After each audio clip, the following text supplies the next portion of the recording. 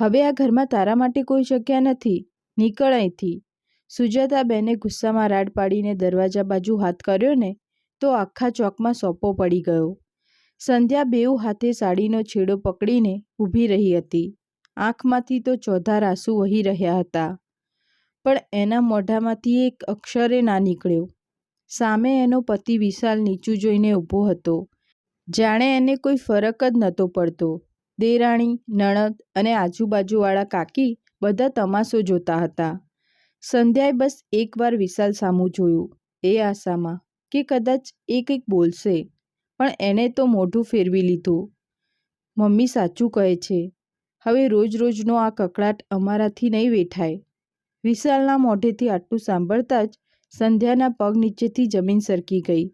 જે માણસ માટે એને પિયર છોડ્યું, જેના માટે બધાના મેણા ટોણા સહન કર્યા, એ જ આજે એને ઘરની બહાર કાઢતો હતો. સુજાતાબેન એટલાથીએ ના અટક્યા.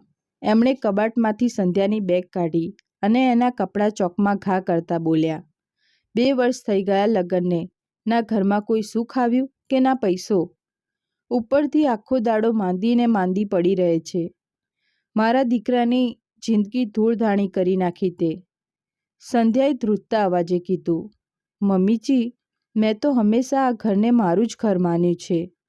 પણ એની વાત પૂરી થાય એ પહેલાં જ નણંદ ભાવિકા હસતા હસતા બોલી, હવે બસ કરો ભાભી, આ નાટક બંધ કરો.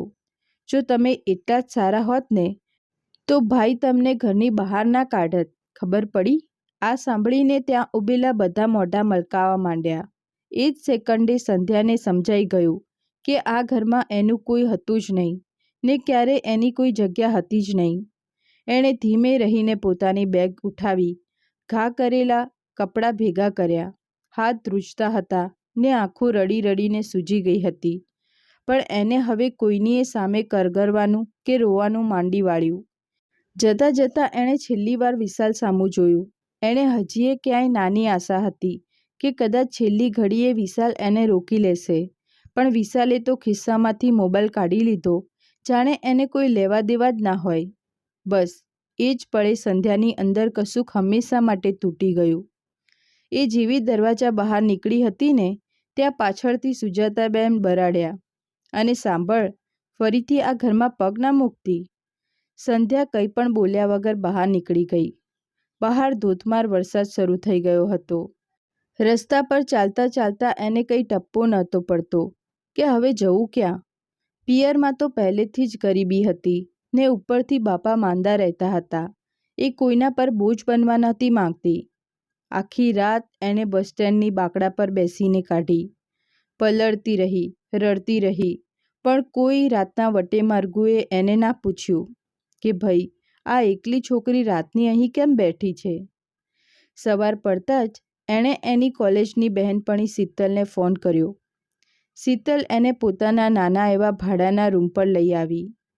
સંધ્યા કેટલાય દિવસ સુધી બસ સૂનમૂન થઈને પડી રહેતી. ના કોઈની જોડે વાતચીત કરે, ના ઘરની બહાર નીકળે. પણ એક દાડો શીતલે એના હાથમાં ચાનો કપ આપતા કીધું, જે લોકોએ તને કાઢી મૂકી છે ને, જોજે એક દાડો એ જ લોકો તારા પગે આવીને ઊભા રહેશે. શીતલની વાત સાંભળીને સંધ્યા સહેજ મલકાઈ, પણ આ વાત એના દિલમાં ક્યાંક ઘર કરી ગઈ. એ જ રાત્રે એણે કાચમાં પોતાની જાતને જોઈ. સૂજી ગયેલી આંખો, વિખરાયેલા વાળ ને કરમાયેલો ચહેરો. પણ પહેલીવાર એણે પોતાની જાતને મક્કમ થઈને કીધું, હવે રડવાનું તો બિલકુલ નથી જ. બીજે જ દાડે શીતલે સંધ્યાને એની સાથે ઓફિસે ચાલવા કીધું. સંધ્યા તો પહેલાં તૈયાર જ નહોતી થતી. એને એમ કે હવે એ કોઈ કામની રહી જ નથી, પણ શીતલ એને પરાણે ઢસડીને સાથે લઈ ગઈ.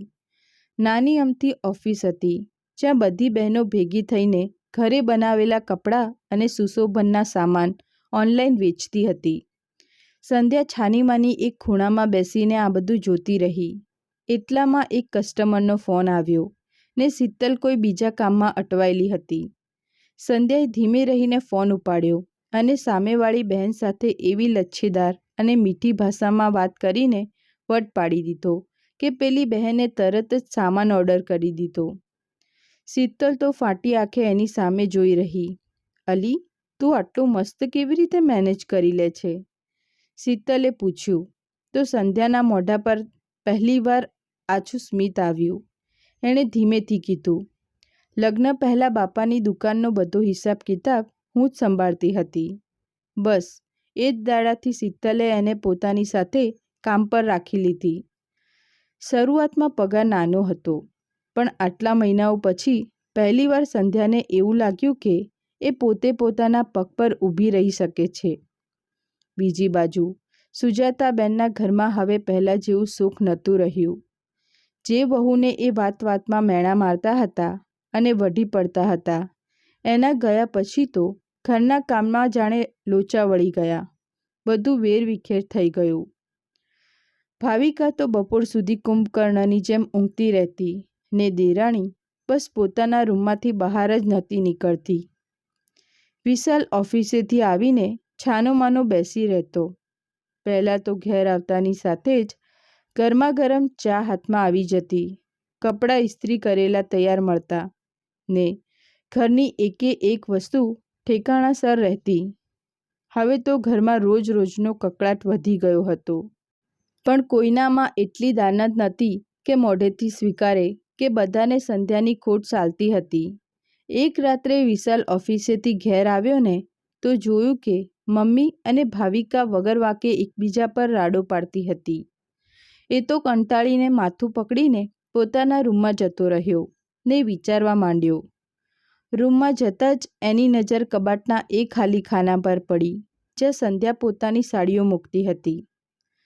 અચાનક એને પેલી રાત યાદ આવી ગઈ જ્યારે ધોધમાર વરસાદમાં પલળતી સંધ્યા ઘરની બહાર નીકળી હતી. પહેલી વાર એના જીવને સહેજ ચચરાટ થયો. જીવ અદ્ધર થઈ ગયો, પણ બીજી જ સેકન્ડે એને મનને મનાવી લીધું કે ભૂલ તો સંધ્યાની જ હતી.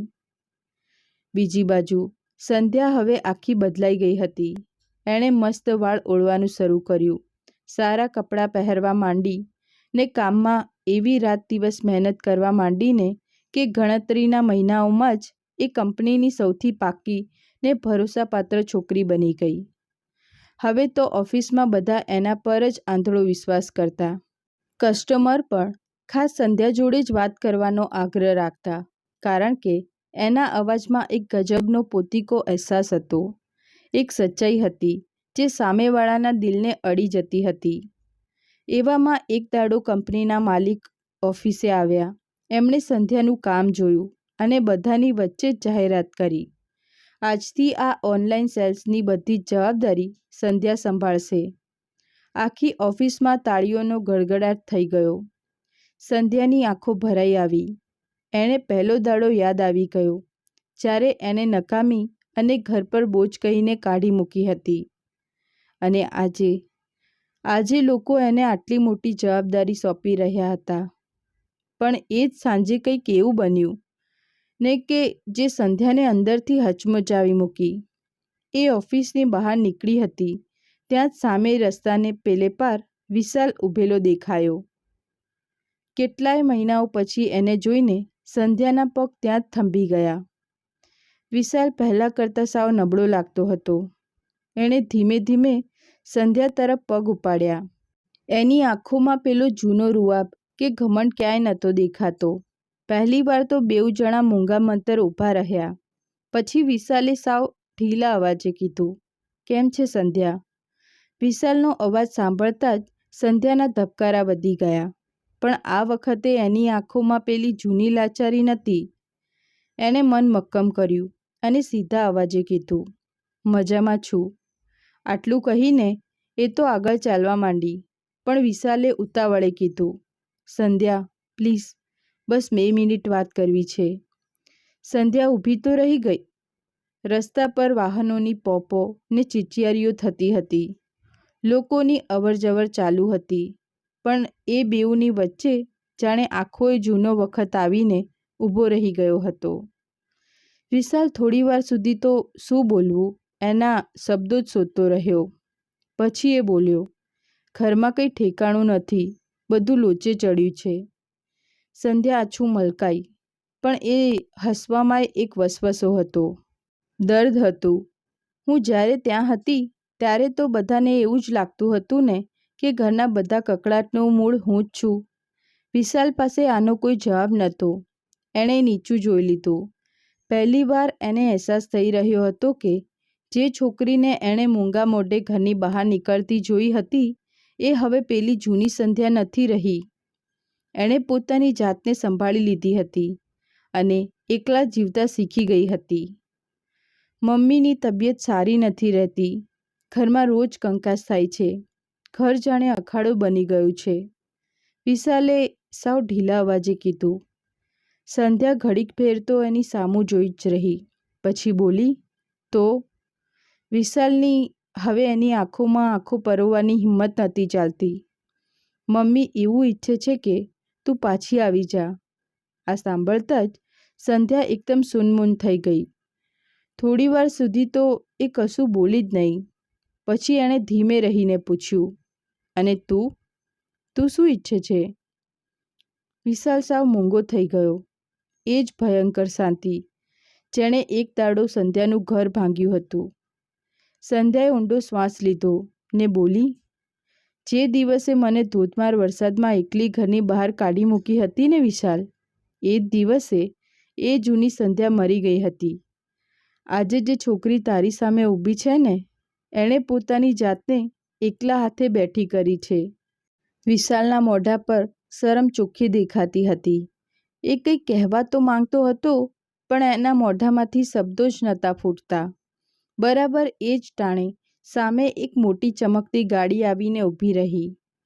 ઓફિસના માલકીન ગાડીમાંથી નીચે ઉતર્યા અને હસતા હસતા બોલ્યા, સંધ્યા, કાલની મીટિંગની બધી તૈયારી થઈ ગઈ ને? સંધ્યાએ તરત જ પોતાની જાતને સંભાળીને કીધું, હા મેડમ, બધું રેડી છે. વિશાલ તો ફાટી આંખે આ બધું જોઈ જ રહ્યો હતો. જે છોકરીને એની મમ્મી આખો દાડો નકામી ને નફ્ફટ કહેતી હતી, આજે એ જ છોકરી આટલા મોટા મોટા લોકો સાથે કામ કરતી હતી, મીટિંગો સંભાળતી હતી. માલકીને જતાં જતાં કીધું, બાય ધ વે, આવતા મહિનાથી આપણી જે નવી બ્રાન્ચ ખોલે છે ને, એની બધી જવાબદારી પણ તારે જ સંભાળવાની છે. સો બી રેડી. સંધ્યાએ હસીને હા પાડી. આ જોઈને વિશાલના મોઢા પર પસ્તાવો બમણો થઈ ગયો. એને જૂના દિવસો યાદ આવવા માંડ્યા કે કેવી રીતે સંધ્યા નાની નાની વસ્તુઓમાં એનો સાથ આપતી હતી. એના માટે રાતભર જાગતી હતી. મમ્મીના મહેનતોણા મૂંગા મોઢે સહન કરતી હતી, પણ ક્યારેય સામે દલીલ નથી કરતી. અને પોતે શું કર્યું? બધાની વચ્ચે એને એકલી મૂકી દીધી, ઘરની બહાર કાઢી મૂકી. સંધ્યા, મને એક છેલ્લી તક ના આપી શકે? વિશાલે ધ્રુજતા અવાજે આજીજી કરી. સંધ્યાની આંખો ભરાઈ આવી, પણ એણે આંસુને બહાર ના નીકળવા દીધા. એણે કડક થઈને કીધું, તક સંબંધોને અપાય વિશાલ, અપમાનને નહીં. આટલું કહીને એ તો સડસડાટ પાછું જોયા વગર આગળ નીકળી ગઈ. વિશાલ ત્યાં ને ત્યાં જ પથ્થરની જેમ ઊભો રહીને એને જતી જોઈ રહ્યો. એ રાત્રે વિશાલ જિંદગીમાં પહેલીવાર મોડે સુધી ઊંઘી ના શક્યો. બીજી બાજુ સંધ્યા ગેલેરીમાં ઊભી ઊભી આકાશ સામું જોતી હતી. એના દિલમાં દર્દ તો હજીએ હતું, પણ આ વખતે એ અંદરથી તૂટી નહોતી રહી. એના મનમાં એક અનોખી કાળજાને શાંતિ હતી. એટલામાં શીતલ એની પાસે આવી ને બોલી, શું થયું? સંધ્યાએ ધીમે રહીને એકદમ શાંતિથી કીધું. આજે પહેલીવાર એને અહેસાસ થયો હશે કે એણે જિંદગીમાં શું ગુમાવ્યું છે. પણ બીજા જ દાડે સવારમાં દરવાજાની ઘંટડી વાગી ને સંધ્યાએ જેવો દરવાજો ખોલ્યો ને તો એ તો ડઘાઈ જ ગઈ. સાવ સડસડ થઈ ગઈ. સામે આખે આખું સાસરું ઊભું હતું. સુજાતાબેન, ભાવિકા ને વિશાલ.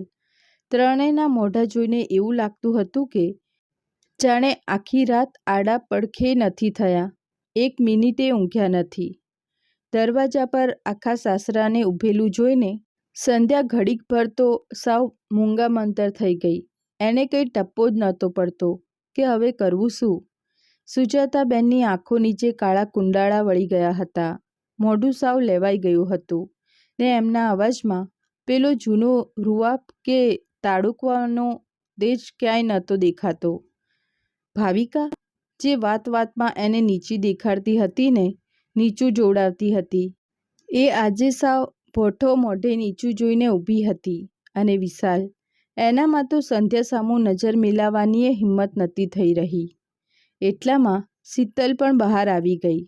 એણે આખા ખાનદાનને ઉપરથી નીચે સુધી જોયું અને પલવારમાં જ સમજી ગઈ કે આખો મામલો શું છે. સુજાતાબેને સાવ ગળગળા અવાજે ધીમેથી પૂછ્યું, સંધ્યા, અમે અંદર આવીએ? આ એ જ સ્ત્રી હતી જેણે એક દાડો ધોધમાર વરસાદમાં એને ધક્કા મારીને ઘરની બહાર કાઢી મૂકી હતી. સંધ્યા થોડીક સેકન્ડ તો ચૂપ રહી, પછી કશું એ બોલ્યા વગર આગી ઘસી ગઈ. ઘરમાં પગ મૂકતાની સાથે જ એક અજીબ સોપો પડી ગયો. આખું ઘર સૂનમૂન થઈ ગયું. કોઈનામાં એટલી હિંમત નથી થતી કે વાતની શરૂઆત ક્યાંથી કરવી. આખરે સુજાતાબેનની આંખમાંથી દળદળ આંસુ વહેવા માંડ્યા. વહુ, અમારાથી બહુ મોટી ભૂલ થઈ ગઈ. આ સાંભળતા જ સંધ્યાના હૈયામાં જૂના બધા ઘા પાછા લીલાછમ થઈ ગયા.